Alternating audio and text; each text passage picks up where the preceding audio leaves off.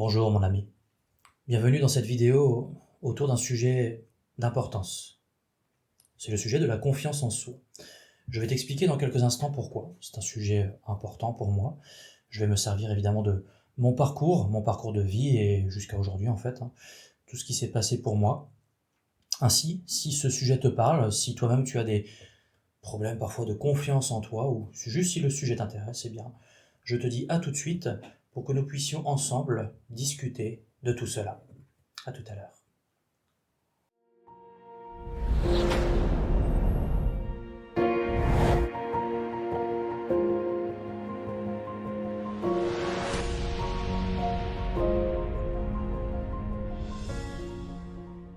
Eh bien, bienvenue à tous dans cette vidéo sur le sujet de la confiance en soi.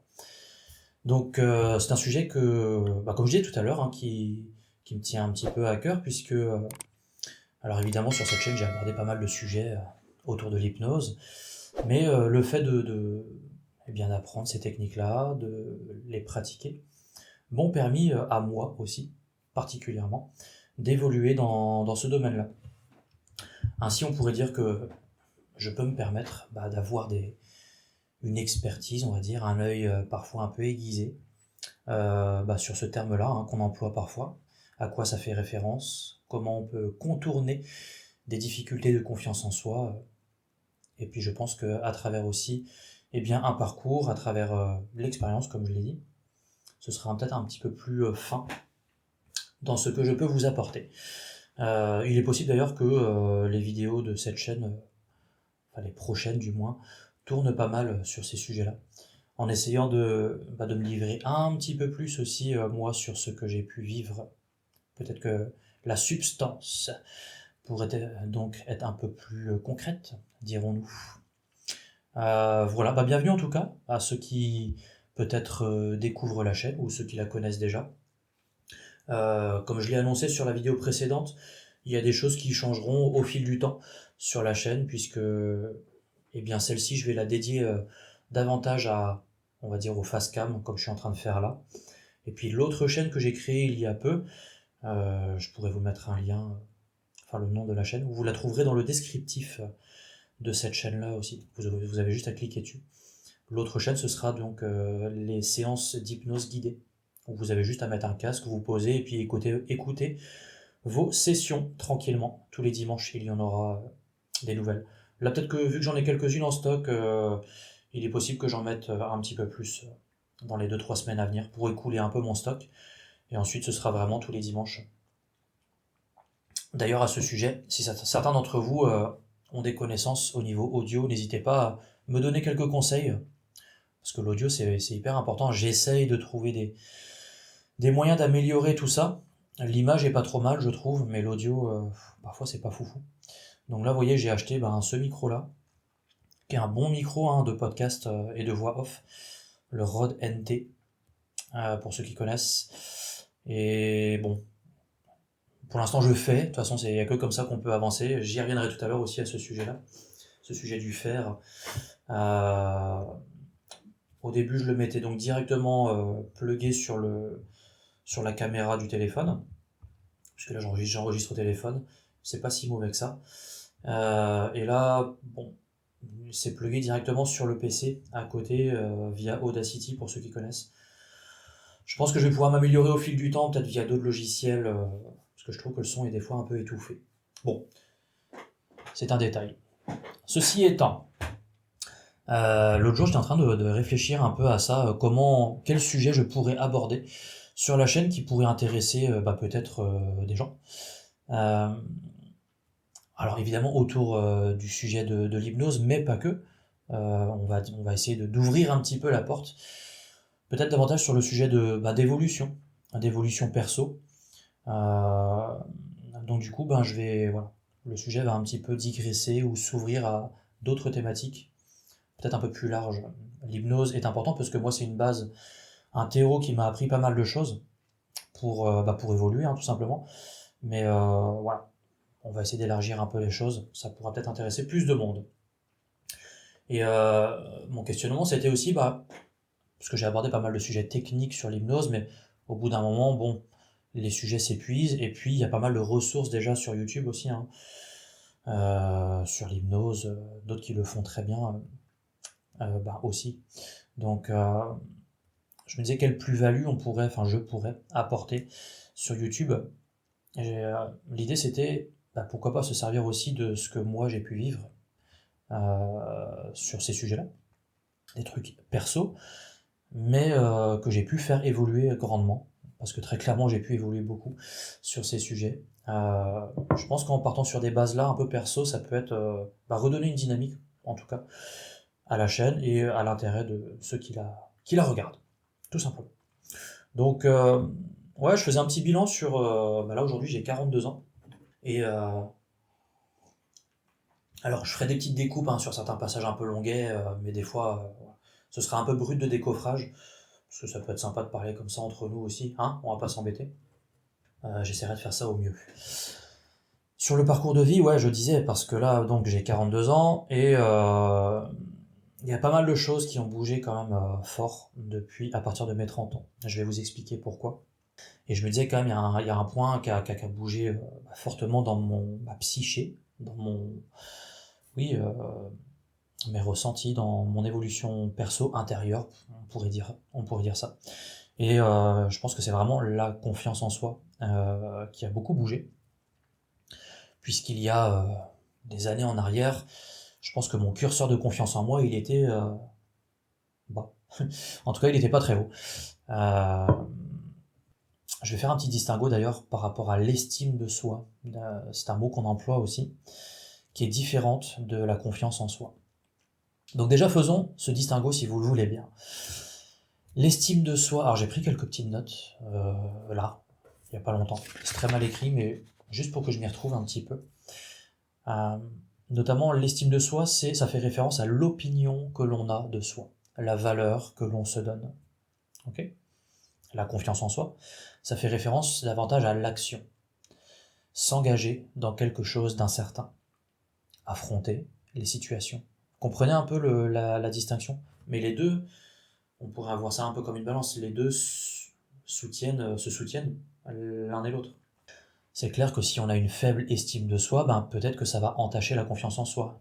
Et inversement, proportionnel. Ok ? Pour mon cas, je pense, avec du recul, et avec tout ce que j'ai appris et que je continue à apprendre, je pense qu'à l'époque, on va dire avant mes 30 ans, j'avais une estime de moi qui était assez haute, peut-être même parfois trop, mais une confiance en moi dans les chaussettes. Je m'explique. Je crois que j'avais plutôt une bonne opinion de moi dans le sens où j'étais plutôt bon en sport, des bonnes capacités physiques, euh, plutôt des résultats corrects au niveau scolaire, au niveau des études. Euh, Parfois un peu d'humour avec les copains, enfin voilà. L'estime de moi, voilà, était pas mauvaise, mais ça reste quelque chose d'intérieur. Je me donnais une valeur, voilà, assez correcte. Pas non plus au taquet, hein, mais correcte, dirons-nous. Mais par contre, au niveau confiance en moi, là j'étais peut-être pas à zéro, mais si on devait mettre sur une échelle de 0 à 10, j'étais un peu au ras des pâquerettes quand même, hein. Je dirais que j'étais peut-être à 2-3. J'étais pas bon là. Encore une fois, je peux vous donner des exemples. Alors l'exemple type, c'était quand j'étais ado, par exemple, approcher une jante féminine. Pour moi, c'était chaud, quoi. Pas impossible, mais pas à l'aise du tout, et ça se voyait. J'étais plutôt du genre à pouvoir trembler, à pouvoir rougir aisément, à avoir des mots qui étaient pas bien trouvés, enfin, où les choses s'en mêlent dans le cerveau, vous voyez. Juste ça, alors qu'aujourd'hui, bon, j'ai pas besoin de le faire, j'ai ma copine, mais ce serait beaucoup plus simple pour moi, je pense. Euh, donc ça fait partie de la confiance en soi, puisqu'on est plus dans l'action. Donc là, j'étais pas bon, clairement. Qu'est-ce que je pourrais dire d'autre? Ouais, des situations d'entretien, par exemple, entretien d'embauche. Certains entretiens, ça se passait bien. Si je l'avais bien préparé en amont et si la personne en face de moi était, voilà, me donnait confiance, ça pouvait passer. Mais si j'étais un peu déstabilisé face à un recruteur, c'était mort. Je me souviens d'un entretien d'ailleurs qui s'était pas bien passé, où déjà l'attente avant l'entretien, la pression montait, les battements cardiaques, tout ça, tout ça. Peut-être que certains d'entre vous connaissent ça. Et puis quand je suis entré dans la pièce, j'avais en face de moi pas un recruteur, mais trois. Trois recruteurs, costards, hyper stricts, et puis avec des questions pour me déstabiliser. Je pense ils me testaient très clairement. Et moi, au bout de 5-10 minutes, c'est bon, le coup de chaud qui monte. Clairement, enfin, je peux pas le voir de l'extérieur, mais je pense que j'étais tout rouge. Et eux l'ont vu, en fait, ils me l'ont dit. Hein. Le recruteur m'a dit, bah non, ça le fait pas, enfin, vous êtes pas à l'aise, ça se voit, on va terminer l'entretien là. Je vous raconte pas la malaisance de la situation. Donc moi, je suis reparti la queue entre les jambes, comme on dit. Et puis, quand on vit des choses comme ça, en fait, le problème, c'est que ça auto-alimente l'inconfort. Ça auto-alimente l'inconfiance en soi, en quelque sorte. Et puis plus on vit ces situations-là, plus on se dit, en fait pour moi c'est comme ça, je suis pas à l'aise pour m'exprimer en public, ou je suis pas à l'aise pour mes entretiens, je suis pas à l'aise pour aborder une fille, etc. etc. Et on s'auto-convainc que c'est comme ça. Que c'est comme ça, que ça pourra pas changer, que c'est notre identité, et puis il faut faire avec, quoi. Donc ça c'est pas cool les copains. Et quand on se rend compte, à un moment donné, qu'en fait tout ça ce n'est qu'un leurre, une entourloupe de notre cerveau, et on fait, putain merde, si j'avais su avant quoi, si j'avais pu apprendre ça avant, et le savoir, que ça pouvait changer, en plus que ça pouvait changer vite, en trouvant les bons outils, les bonnes techniques, ça m'aurait bien sorti une épine du pied, et ça m'aurait fait avancer plus vite. Mais bon, c'est comme ça. Encore une fois, aujourd'hui j'ai pas de souci avec ça, j'apprends, et puis j'apprends vite en plus, maintenant que je connais certaines techniques. Là, je vous ai donné juste certaines situations, mais comprenez bien que quand on a cet inconfort, ça peut faire tache d'huile et se présenter dans plein de situations. Hein. Comme je l'ai dit, hein, les prises de parole en public, les situations inconfortables, euh, même des trucs hyper anodins. Je sais pas moi, je me rappelle quand j'étais ado, rencontrer quelqu'un dans un magasin et puis on n'était pas prêt à ça et qui nous dit bah tiens comment ça va, qu'est-ce que tu viens, et puis tu sais pas trop quoi répondre, n'était pas à l'aise. Moi tout ça j'ai connu moi. Aujourd'hui avec du recul je trouve ça assez fou de pouvoir réagir à ce point-là à des situations aussi anodines, mais je pense que certaines personnes, certains parmi vous vont se reconnaître dans ça.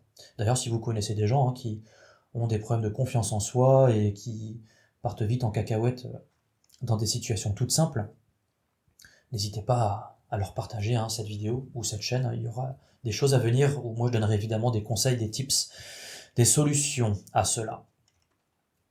Donc voilà ce genre de situation dans laquelle j'étais. Et moi ça a duré de relativement jeune, je pense que ça a dû démarrer pré-ado ou ado.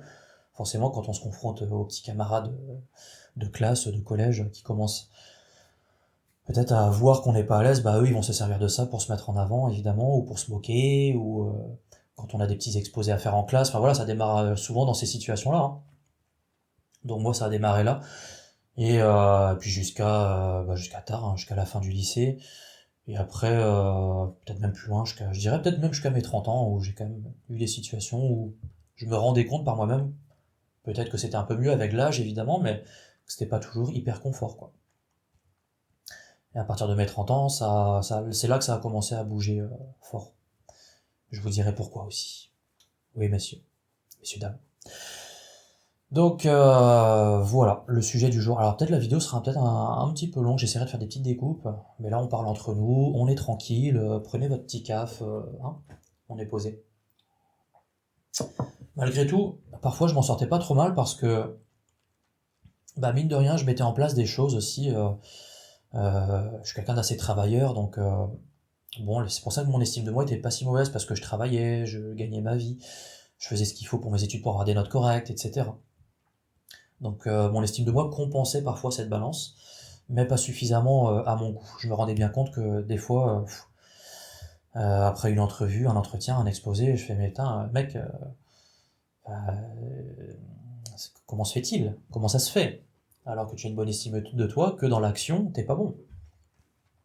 voilà, mais des questionnements qui cheminaient dans ma tête quand même.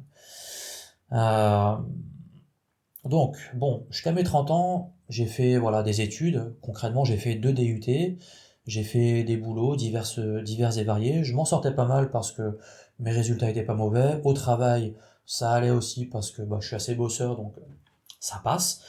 Mais j'étais pas pleinement satisfait par cet inconfort parfois, par un non-épanouissement personnel au travail. Je trouvais parfois pas super intéressant ce que je faisais. Quelques copines par-ci par-là, mais rien de bien stable, donc c'est pas très satisfaisant non plus. Donc voilà ma situation. Et puis un jour, à 30 ans, peut-être l'âge arrivant aussi, vous savez, des fois on fait des points comme ça, des points avec soi-même à chaque dizaine, 20, 30 ans. Puis à 30 ans, je fais, bon, j'avais des diplômes en poche, ça faisait 5 ans que je faisais de l'usine, parce que mes boulots d'avant me plaisaient pas, donc j'étais parti à l'usine, et puis le temps passant, les collègues étaient cool, le boulot était pas si chiant que ça, et ben 5 ans s'étaient écoulés quoi. Et à 30 ans, waouh, là je sais pas, je me suis pas senti bien. J'étais dans un petit appart pas fou, un peu dégueu. Je faisais même pas souvent le ménage parce que bah, tu sais, ta vie elle tourne, c'est un peu la routine, et il y a rien de fou qui se passe. Tu sais que tu as des capacités. Enfin, moi, ça, par contre, je l'avais en moi. Je savais que j'avais des capacités parce que bah, un cerveau qui tourne pas trop mal, voilà, sans se la raconter, hein, mais je savais que ça tournait bien, que les diplômes, je les avais eu assez aisément. Je fais que c'est quand même con, quoi. Ça fait 5 ans que je suis à l'usine, ouais, pas très satisfait de moi, et puis toujours un petit peu parfois cet inconfort en moi dans certaines situations sociales, hein, plutôt c'était plutôt ça, moi, les situations sociales. Euh, Là, il y a eu un déclic. En fait, il s'est passé que pendant plusieurs nuits, plusieurs soirées, je me levais en pleine nuit et puis j'allais sur mon PC, sur Google, chercher, allez, qu'est-ce que je peux faire là? Qu'est-ce que je peux faire comme étude? Mon postulat, c'était ça, vu que je suis pas mauvais en scolairement parlant, je me dis, ah, il y a quelque chose à faire, mais pas un truc à la con là en quelques mois, non. Faut que je fasse un gros truc là. Faut que je change ma vie en fait. Voilà. Donc des fois, j'étais à 3 heures du mat en train de chercher comme ça. Puis j'allais me recoucher à 4 heures. Pendant quelques semaines, ça a été ça, j'étais naze. Mais je me disais, là, je vais pas pouvoir rester comme ça. Je vais pas, voilà, rester à l'usine jusqu'à 60 ans, ce n'est point possible, mon ami. Et je cherche, je cherche, je cherche. Et puis, ceux qui sont dans cette situation-là, moi, ce que je conseille, c'est de faire ce qu'on appelle quelque chose, des recherches en entonnoir. On part d'assez large, et puis, ben, comme un entonnoir, quoi. On resserre les choses. Je pense qu'il y a moyen, vraiment, en cherchant comme ça, fortement, en se disant, bah, tiens, qu'est-ce que j'ai comme capacité? Qu'est-ce que j'ai comme envie? Autour de moi, qu'est-ce qu'il y a comme réussite dans ma famille ou dans mes amis? Qu'est-ce qui me parle en fait? Et surtout, qu'est-ce qui est très concrètement réalisable aussi? Parce que le rêve, c'est joli, mais il faut que ce soit faisable, financièrement, dans le temps. Et puis comme ça, en entonnoir, eh bien, je suis arrivé sur quelque chose de l'ordre du soin à la personne, du médical ou du paramédical. Dans ma famille, on est beaucoup là-dedans, beaucoup de réussite dans ce monde-là. Donc je me suis dit, bah tiens, ça peut me botter, ça. En cherchant, en cherchant, en cherchant, je suis tombé sur des articles aussi qui mentionnaient l'ouverture d'une école de kinésithérapie à Brest, donc tout près de chez moi. Et dans cet article, il y avait quelque chose qui mentionnait qu'on pouvait y arriver via la section sport, la section STAPS. Je fais bon bah là je crois que je touche quelque chose. Je suis plutôt bon en sport, les études de kiné ou un peu médicales, je pense que ça me botte bien. Et je pense que ça peut le faire voilà, dans mes apprentissages. Euh, voilà, donc je chemine vers ça. Et puis je vois aussi que bah, ça dure longtemps, certes. Moi je partais pour minimum 4 ans, une année de concours plus 3 années d'école de kiné.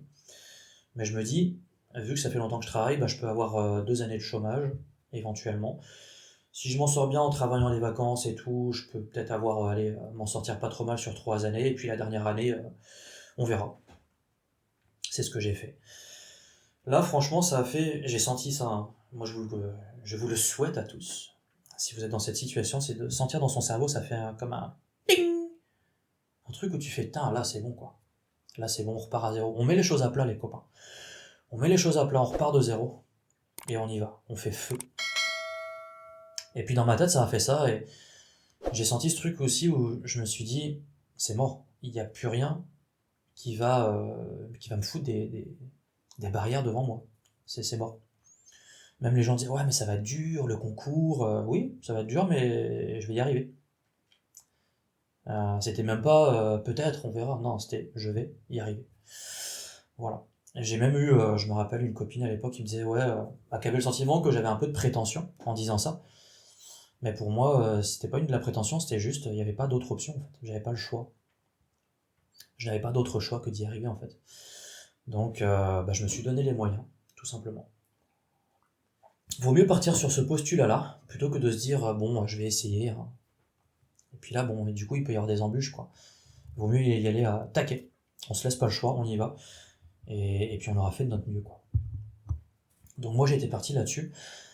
Effectivement, je vous cache pas que bon, je me suis quand même posé des questions, hein. Financièrement, on repart un peu ras des pâquerettes aussi. J'ai emprunté des sous à mes parents pour me payer mes études. Pendant 4 ans, plus beaucoup de sorties. J'avais pas de copine non plus, hein, donc pendant 4 ans, il risque pas de se passer grand-chose. Enfin, la vie est un peu instable, quoi. Mais c'est pas grave, c'est pour faire table rase et repartir mieux derrière. Donc il y a tout ça qui se joue, et puis sur le concours on était 200, ouais, à l'époque en STAPS on était 200 sur la ligne de départ pour 5 places à l'arrivée. Bon, on est pas mal, 5 places parce que moi je voulais absolument être dans l'école de Brest. Après il y avait 12 autres places pour l'école de Rennes, mais ça je voulais pas. Bon, malgré tout ça faisait quand même peu de pourcentage de réussite. Mais bon, moi j'avais 30 ans, mes camarades de classe en avaient 18, 19. Je fais aller. Moi, dans ma tête, c'était je vais clairement vous foutre une branlée, quoi. Hein. On va rester dans cette prétention-là. Mais je vous dis, aujourd'hui, moi, j'en ai plus rien à faire, hein. Mon état d'esprit, il est on y va feu, quoi. Donc, c'est ce qui s'est passé, hein. Je leur ai mis la branlée, c'est-à-dire que à mi-parcours, il fallait à minima 12 de moyenne pour pouvoir poursuivre le parcours, la passerelle pour passer en kiné. Donc là, il y a la moitié qui a dégagé, donc on s'est retrouvé à 100. Et moi, au bout de 6 mois, je me suis vite rendu compte que je prenais le large, hein, très clairement. On est où les copains? Donc, ouais, moi j'y allais. Taquet. La raison elle est très simple, c'est qu'à 30 ans, forcément les soirées étudiantes, je n'y allais pas, ou très peu. Donc eux ils y allaient souvent le mercredi et le jeudi me semble-t-il. Et moi pendant que ça picolait, moi j'étudiais. Donc les comptes rendus, enfin les devoirs étaient toujours faits à l'heure, tout était clean, mes fiches étaient faites, etc. etc. Donc clairement, ouais, c'est là où on prend les devants, quoi. Donc j'étais assez serein, et puis le jour du concours, on était 100, une centaine en tout cas à se présenter. Là c'est un peu flippant parce qu'on se retrouve dans une salle énorme avec les médecines, c'est un QCM. Le concours il va super vite.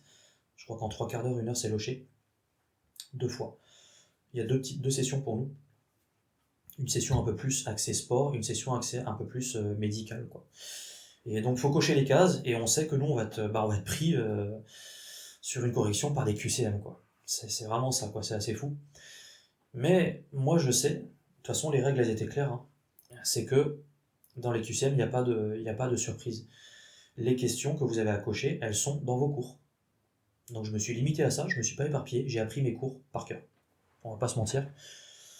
Pour être tout à fait honnête, je connaissais mes cours, je pense, parfois à la ligne près ou au paragraphe près. Vu que j'ai une mémoire très visuelle, je savais, tiens, dans quelle partie, sur quelle feuille, sur quelle fiche se trouve telle réponse. Donc honnêtement, quand je suis arrivé, je fais les cases, honnêtement, je vais pouvoir les cocher easy, quoi. Je fais mon truc, je coche mes cases. J'avais pris de l'avance, je pense 15-20 minutes d'avance sur la fin. Je fais je ne comprends pas comment je pourrais ne pas être reçu. Les réponses, je les connais, au mot près parfois. Voilà comment j'ai joué le truc. Assez finaux le mec. Bon, après faut encaisser les apprentissages, hein. Après j'avais mes techniques là-dessus. Peut-être que je ferai une vidéo sur comment j'ai fait pour... Enfin moi personnellement c'est ma technique à moi. Chacun aura la sienne, mais peut-être que je ferai une vidéo sur comment j'ai fait pour apprendre autant de données en peu de temps, mais pour moi ça a été efficace pour quelqu'un qui a une mémoire visuelle. Et puis je sais plus, 2 semaines après, résultat, je me connecte sur internet, et là major, voilà, reçu number one. Félicitations, bravo. Honnêtement, ma réaction, je pense qu'elle a été comme je suis là devant votre caméra, hein. Voilà, j'ai regardé, je suis numéro 1, enfin, je suis reçu en major. Bon, bah super, rendez-vous l'année prochaine à l'école de kiné, quoi. J'ai pas sauté de joie, je m'en fous de ça, hein. Donc, j'ai fait mon truc, mission accomplie, et bah, place à la suite, dirons-nous. C'est vrai que moi j'ai une attitude un petit peu neutre émotionnellement parlant, peut-être que vous aurez remarqué, c'est comme ça. J'ai appelé mes parents, ma mère en premier, parce qu'elle elle s'inquiétait plus que moi, je pense. Je lui dis, c'est bon, je suis reçu largement, et puis tout va bien, hein. Allez. Voilà, voilà. Mais à partir de là, donc, bah, moi j'étais vraiment parti sur cet esprit-là. Comprenez bien que ça a changé bah, pas mal de choses dans la confiance en soi, évidemment, l'estime de soi qui était pas mauvaise, mais peut-être qu'à monter encore d'un cran. Mais c'est là où je me suis aperçu, ben, c'est en fait, c'est en faisant, en étant dans l'action, en se disant, bah, feu, on y va. C'est là qu'on apprend et qu'on se met parfois en difficulté. Mais plus on affronte ces difficultés-là, pardon, plus on se rend compte que tout ça, en fait, ce sont des leurres, comme je l'ai dit au début, tout début de la vidéo, que notre cerveau nous rentre dans le crâne en se disant ouais, mais je vais pas y arriver, ou est-ce que j'ai les capacités? C'est là où on se freine, quoi. Et je sais pas, moi j'étais tellement dans ce rentre-dedans, là, dans ces atteintes d'objectifs, que je me suis rendu compte, mais putain, c'est fou comment les barrières, là, elles tombent là, les unes après les autres. C'est fou comment notre cerveau nous rentre en nous des idées, des notions, qu'on va pas y arriver, alors que bah, on peut. Donc voilà pour cette première année d'études, où bah, ça a fait tomber pas mal de barrières déjà, à ce niveau-là. Puis j'ai enchaîné évidemment sur kiné, feu, c'est parti, le temps est passé vite, parce que ça m'a passionné, enfin j'ai trouvé ça hyper intéressant. Donc à 34 ans, je suis sorti, diplôme de kiné en poche et feu dans la vie active. Je crois qu'en un an, j'ai dû rembourser mes parents, parce que voilà, j'ai travaillé bah, fortement en faisant des remplacements partout. Et voilà, c'était parti pour... J'ai fait une table rase, on a tout remis à zéro les copains. Nouveau métier, nouvelles connaissances, nouveau cercle d'amis aussi ben, dans ce monde-là médical, paramédical. Une confiance en soi renforcée. Ça fait du bien, quoi. Ça fait du bien, quoi. On repart. Moi, pour moi, ma vie, on va dire, de confort, où je suis bien, elle a démarré là, quoi. Enfin, elle a démarré à 30 ans, puisque j'étais parti sur quelque chose de nouveau et qui me réussissait bien. Voilà. Et ensuite, depuis, bah, j'ai pas arrêté. Quand je vous disais, là, j'en ai 42. Je me suis tellement rendu compte que beaucoup de choses étaient possibles, hein, que ma confiance en moi reprenait de la vigueur, bah, que là, je m'arrête plus, en fait. Ouais. J'ai enchaîné sur des apprentissages en ostéopathie, en thérapie manuelle. Puis à 35 ans, j'ai bifurqué sur des choses un peu plus psychothérapeutiques, notamment via l'hypnose, la programmation neurolinguistique, entre autres. Et puis je continue aujourd'hui, je continue tous les ans à me payer 2, 3 formations par an. Et puis ça me fait évoluer tellement. Et via l'hypnose notamment, j'ai encore upgrade, si je pourrais dire, cette notion de confiance en soi, parce que là j'ai vraiment acquis des outils très concrets qui permettent bah, de maximiser son confort personnel mental, de maximiser des capacités, d'affiner ses comportements, euh, d'affiner tout cela via l'auto-hypnose, par exemple. Donc voilà pourquoi via ce parcours de vie, via ces apprentissages en psychothérapie, via l'hypnose, je pense aujourd'hui pouvoir dire que rien n'est figé, et pouvoir dire aussi que je peux avoir on va dire, un œil aiguisé, des compétences peut-être un peu affinées sur l'accompagnement de personnes pour eh bien, augmenter leur confiance en eux, notamment ceux qui auraient des phobies, on va appeler ça des phobies sociales. Moi, c'était mon cas, alors à un degré tout à fait raisonnable, hein, je n'étais pas enfermé chez moi, évidemment, vous l'aurez compris, mais à un degré quand même qui me posait des problèmes, comme je l'ai évoqué en tout début de vidéo.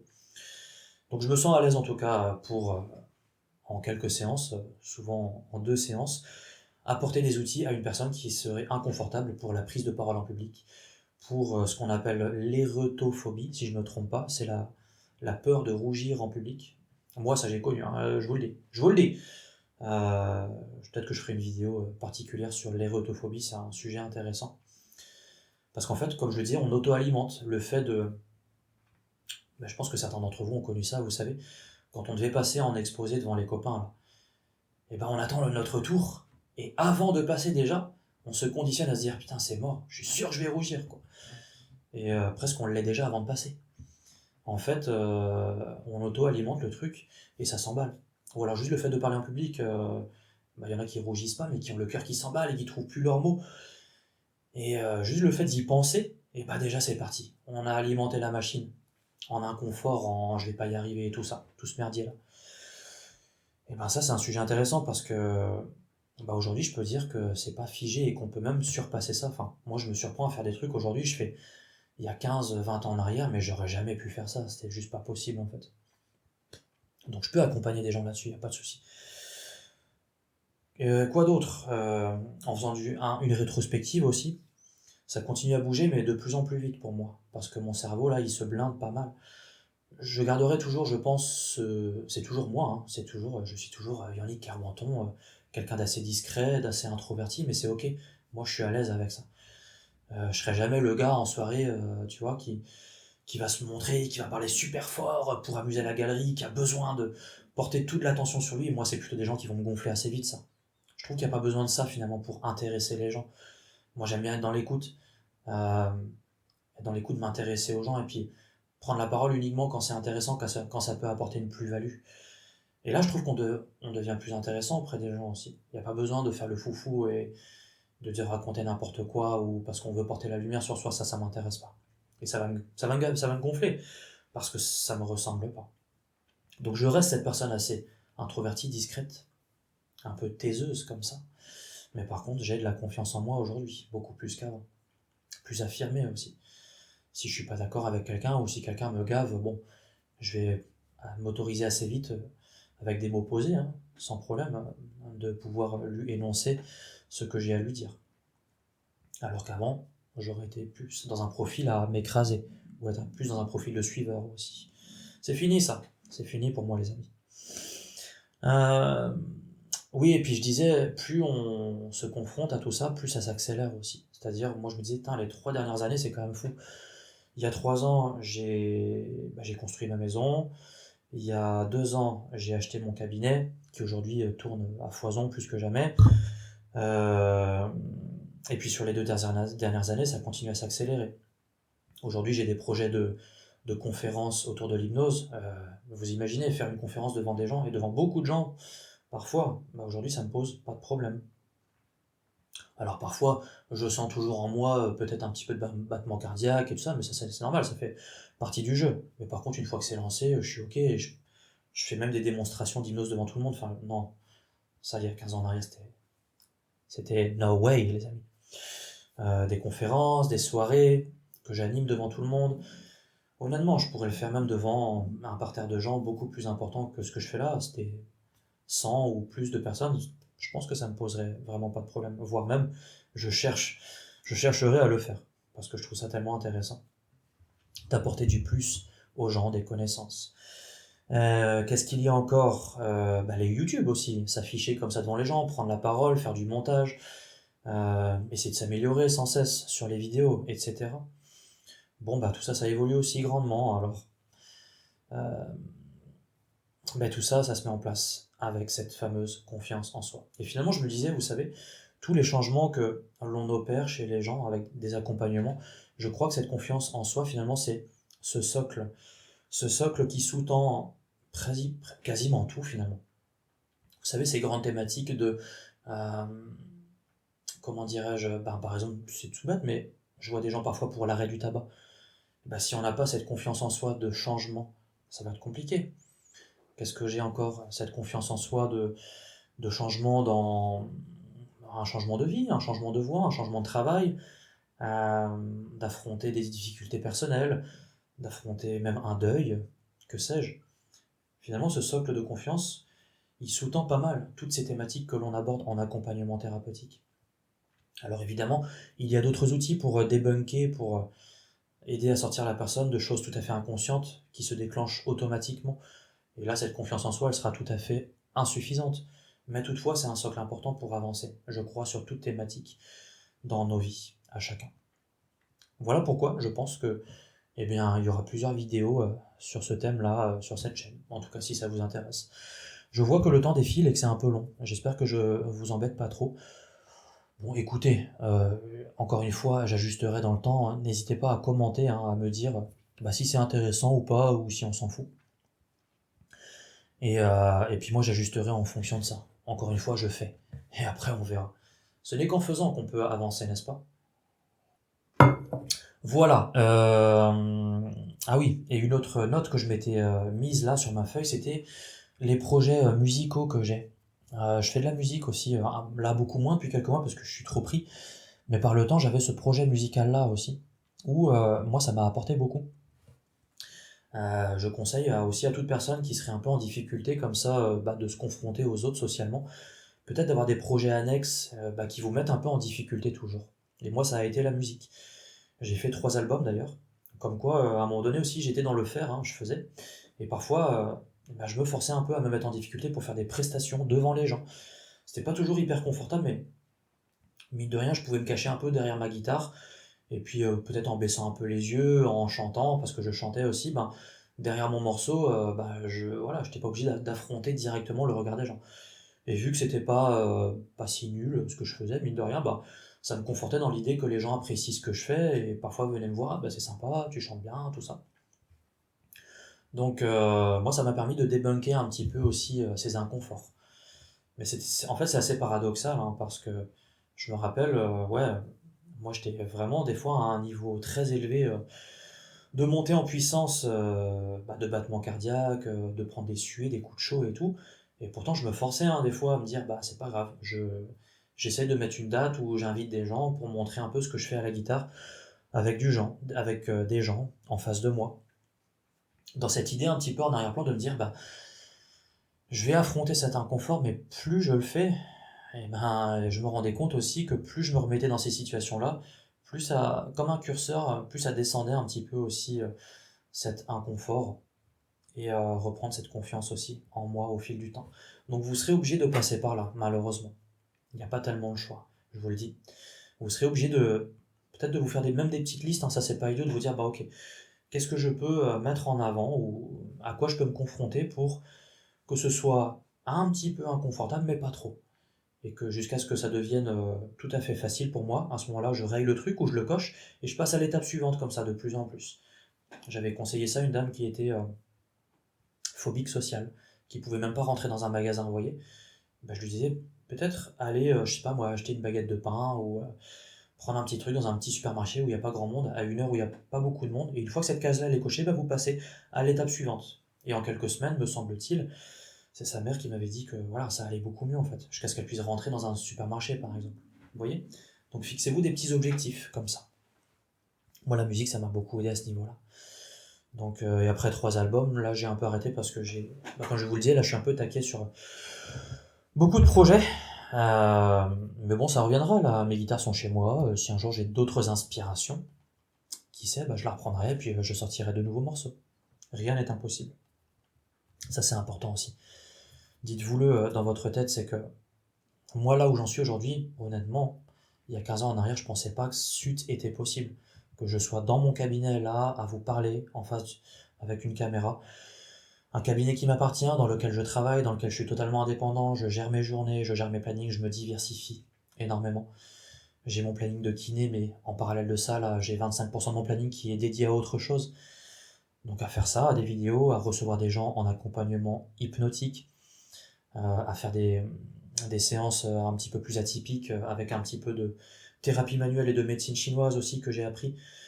Vous voyez, il y a plein de choses qui se passent et qui bougent là. Et puis je pense que dans 5 ans, 10 ans, bah, je serai peut-être même plus kiné, hein, qui sait. Je me mets pas de limite. J'ai essayé de me diversifier sur la toile aussi. Euh, tout ça, ça arrive quoi. Voilà pour cette vidéo un petit peu plus entre vous et moi. Voilà. Je pense que pas mal de personnes peuvent se reconnaître dans ça. Si vous vous y reconnaissez, eh ben, bah c'est top. C'est que cette chaîne, ces prochaines vidéos pourraient vous plaire. La prochaine, bah je pense,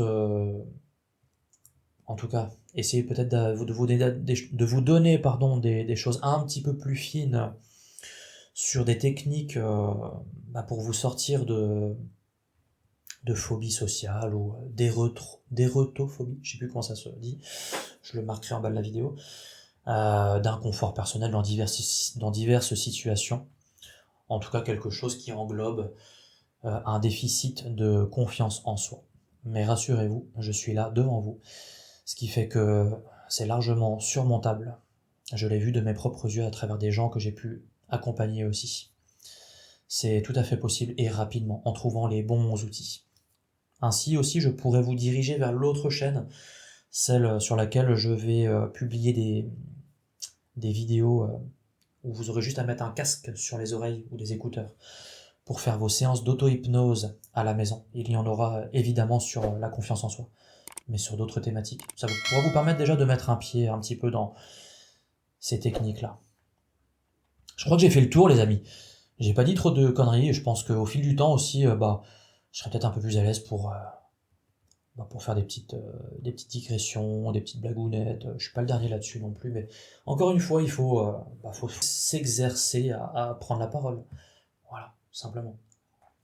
Écoutez, je n'ai plus qu'à vous souhaiter une bonne journée, une bonne soirée, que sais-je. Et puis on se revoit bientôt sur cette chaîne, je sais pas quand, on verra. Et puis tous les dimanches à 18h sur l'autre chaîne, sur les sessions guidées d'hypnose. À bientôt les amis. Au revoir.